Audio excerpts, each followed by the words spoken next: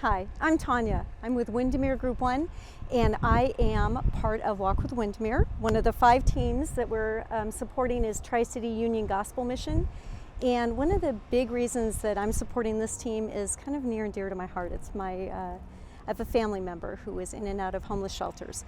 So she's part of my family, and it's our daughters, and it's our moms, and it's our aunts, and our cousins. It's our community, and we need to help those that are homeless. And I think Windermere helps people buy and sell homes. Why not help people that are homeless? It kind of makes sense. So come join me and find out a little bit more about Tri-City Union Gospel Mission. Well, we as an organization provide rescue, recovery, and restoration services for homeless men, women, and children in the community. I actually went through some years of homelessness and drug addiction back in the 1980s. I know I don't look that old, right? But back in the 1980s, I found myself addicted to drug and alcohol, and didn't become homeless right away, but over time, suddenly I just became homeless. And so I've lived a lot like that. And ever since I got my life turned around in 1990, I've always had an affinity for homeless people, and just my heart was always there. So I started a street ministry over in Seattle for several years until I got married and started working, having kids and stuff. And but I've always contributed whatever community I was in to homeless other missions and in a variety of other places, but they were always on my heart. So when I had the opportunity to come here in 2009 and work with the homeless, I was so excited, and still am, and we've come a long ways. We just moved into this brand new 40,000 square foot facility in December of 2018, so a little over 2 years now.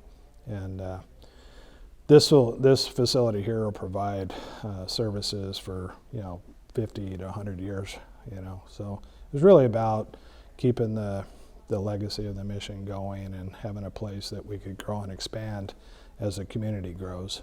When a man or a woman comes into one of our facilities, when they first walk in, they would start off in what we call rescue.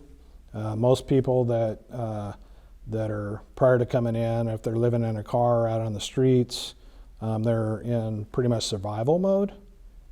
They think about things that we don't have to think about. Like, where am I going to eat? I'm hungry. Where am I going to sleep, especially if you're outside? Or even in a car, it could be really cold or really hot. So when they first come in, we provide 3 meals a day.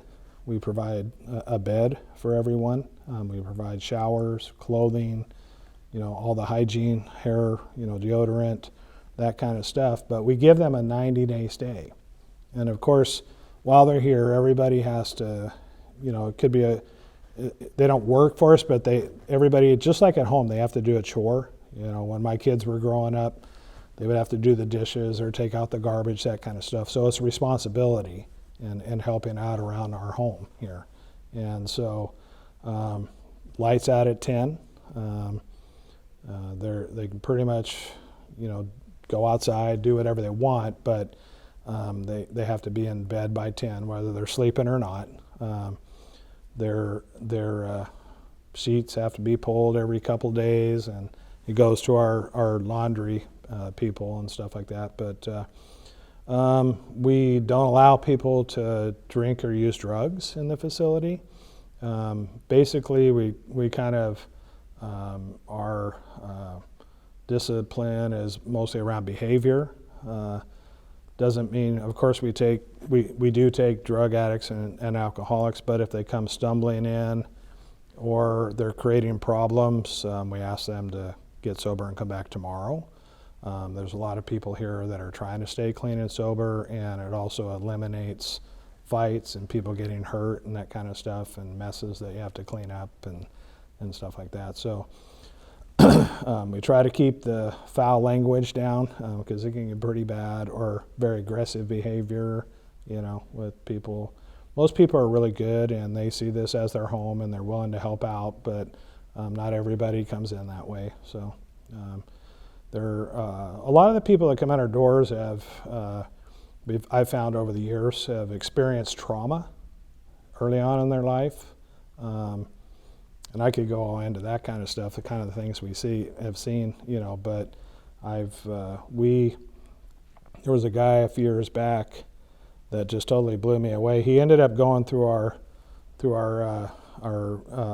addiction recovery program.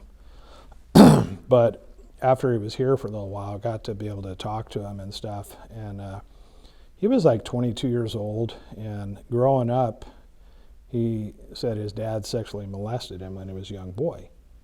And so by the time he was 13, he got involved in gangs and left home and was doing a lot of drugs and stuff like that. He ended up coming here when he was about 22, and ultimately ended up in our recovery program. And the guy had so much anger. He told me that all he could ever think about from about 13 on was how he was going to kill his dad, and he had other siblings at home too. And by the time he left here, he got back on his feet. He was able to at least, in his heart, forgive his dad.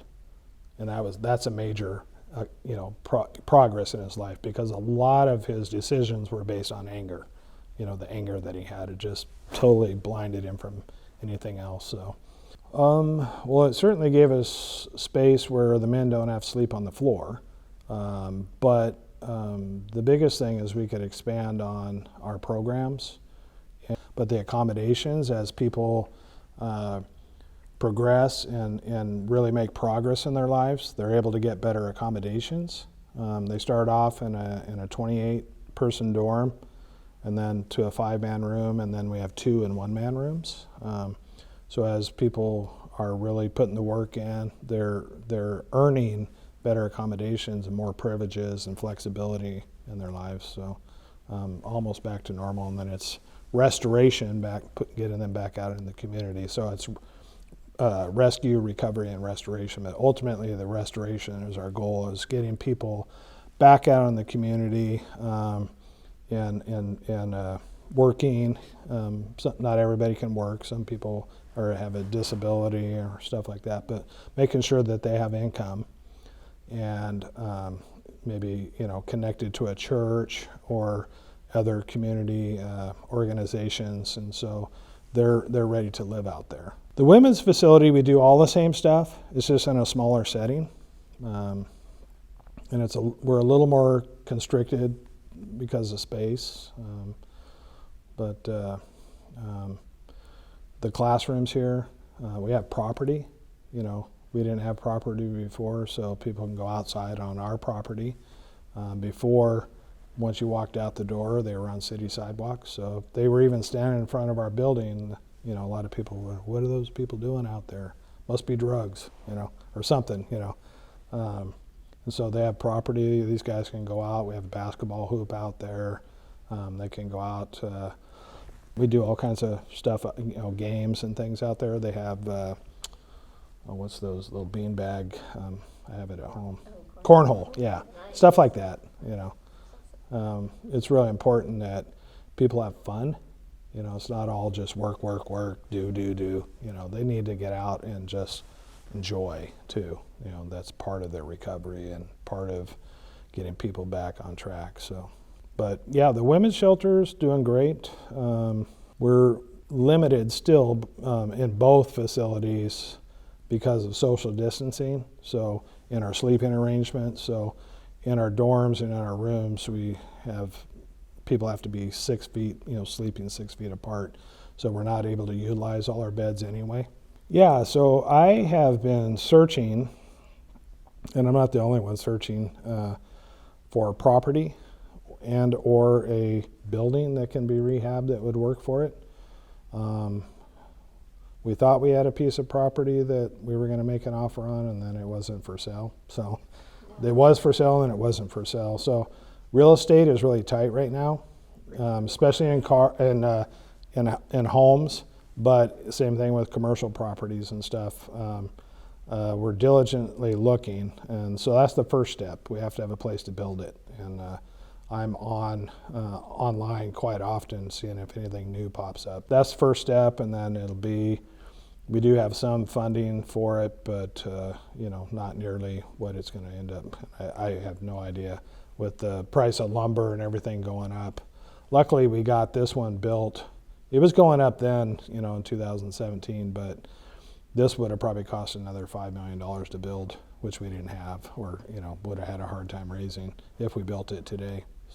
So it's a process. First thing we have to find a place to locate it, which it's not always easy, even if you have a spot. I'm hoping for women and children, people will be a little more open if it's close to housing or anything like that. This, we're lucky, it was just over here. It was railroad property, and we were able to buy it. I'm confident we will find a place, and so from there, it'll probably take a few years to get it built. It's just there's a process to it. A lot of it's getting all the design done, depending on the property. Or if we find an adequate building, then we could probably rehab it. So far, we haven't found anything that would work. But there's things that come open. So our website is great. You can donate online there. It's secure. You can send a check. Our mailing address is on the website. We have a whole volunteer page on our website.